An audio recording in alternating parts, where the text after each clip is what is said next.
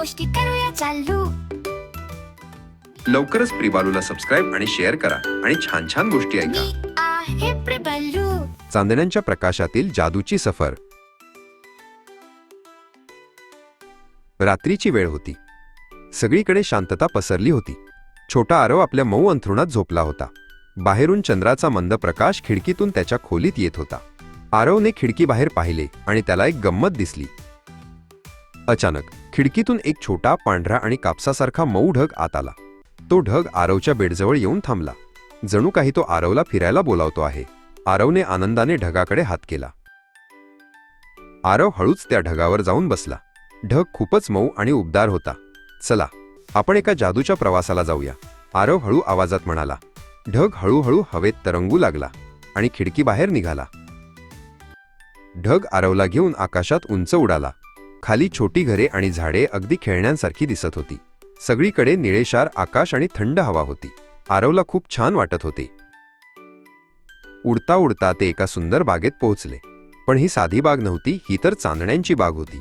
इथे जमिनीवर गवताऐवजी चमकणारी धूळ होती आणि झाडांना फुलांऐवजी तेजस्वी चांदण्या लागल्या होत्या. आरवने एक चमकणारे चांदणी फूल हातात घेतले. त्यातून एक गोड आणि मंद प्रकाश येत होता. बागेतील प्रत्येक गोष्ट रुपेरी आणि सोनेरी रंगात चमकत होती. आरव मंत्रमुग्ध होऊन सगळीकडे पाहू लागला. तिथे आरवला शोन नावाचा एक छोटा पांढरा ससा भेटला. शोनचे कान खूप लांब होते आणि त्याचे डोळे ताऱ्यांसारखे चमकत होते.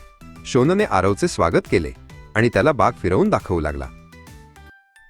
आरव आणि शोन यांनी मिळून चांदण्यांच्या बागेत एक छान खेळ खेळला. त्यांनी हवेत चमकणारी जादूची धूळ उडवली, ज्यामुळे सगळीकडे रंगीबेरंगी प्रकाश पसरला. ही सफर खूपच शांत आणि आनंददायी होती.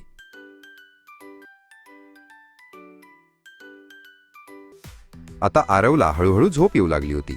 शोनने त्याला प्रेमाने निरोप दिला. आरव पुन्हा आपल्या मऊ ढगावर जाऊन बसला. ढग आता हळूहळू आरवच्या घराच्या दिशेने परत निघाला. ढग पुन्हा आरवच्या खिडकीतून आत आला आणि त्याला बेडवर सोडून अदृश्य झाला. आरवने आपले डोळे मिटले आणि तो चांदण्यांच्या गोड स्वप्नात हरवून गेला. शुभरात्री आरव, चंद्र आकाशातून हळूच म्हणाला. लवकरच प्रिबालूला सबस्क्राईब आणि शेअर करा आणि छान छान गोष्टी ऐका. मी आहे प्रिबालू.